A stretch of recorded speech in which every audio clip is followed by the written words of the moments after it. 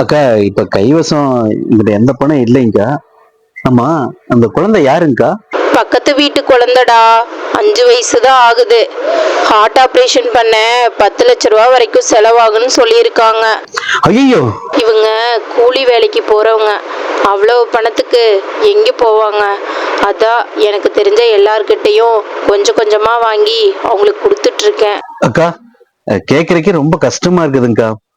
என்கிட்ட ஒரு 2000 ரூபாய் இருக்குது, அது வேணா அனுப்பிச்சுடுறேன்.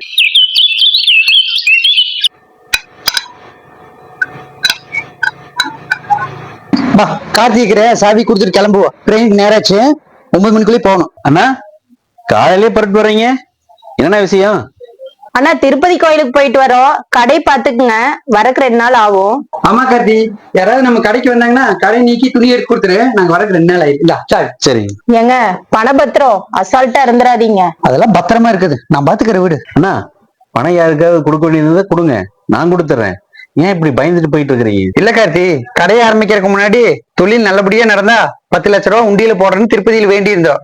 கடை நல்லபடியா போயிட்டு இருக்குது, லாபம் நல்லா வந்திருக்குது. அதான் திருப்பதி கிளம்பிட்டோம். சாமி காரியமாச்சேனா எப்படின்னா தள்ளி போடுறது, அதான் கிளம்பிட்டோம். அண்ணா, நான் சொல்ற தயவுசெய்து கேளுங்கண்ணா. என்ன கார்த்தி?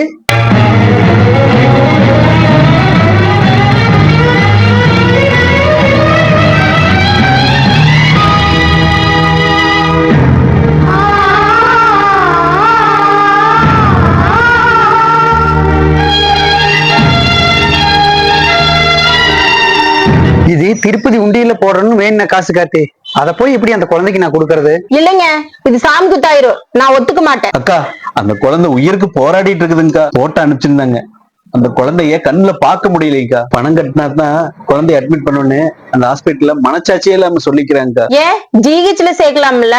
ஜிஹெச்ல சரியான சிகிச்சை இருந்தா சுகாதாரத்துறை அமைச்சரை ஏன் போய் தனியார் ஆஸ்பத்திரி ட்ரீட்மெண்ட் எடுக்கிறாங்க? இப்ப அந்த குழந்தைக்கு எவ்வளவு காட்டி செலவாகு? அண்ணா, 10 லட்ச ரூபா வரைக்கும் ஆகுன்னு சொல்லிருக்காங்கண்ணா. ஏங்க, இதுக்கு நான் ஒத்துக்க மாட்டேங்க. நம்ம கோயிலுக்கு போலாங்க. இந்த பணத்தை கோயில் உண்டியில தான் போடணும், இல்லைன்னா நம்ம வியாபாரம் நஷ்டமாயிருங்க. சொல்லிட்டேன். அக்கா, இந்த குழந்தைய கொஞ்சம் யோசிச்சு பாருங்கக்கா. ஏய், இப்போ நம்ம கோயிலுக்கு தாண்டி போறோம். திருப்பதிக்கு போனா இந்த காசு உண்டியில தான் போடுவோம். இங்க அந்த குழந்தை வடிவத்தில் இருக்கிற கடவுளுக்கு நேரா கொடுக்குறேன்டா. இல்லங்க, என் மனசு ஏத்துக்கல. சாமி குத்தாயிடுங்க. நமக்கு வேண்டப்பட்ட ஒரு குழந்தை இந்த மாதிரி ஹார்ட் ப்ராப்ளத்துக்கு இருந்தா இந்த பணத்தை கொண்டு உண்டியிலேயே போடுவோம்.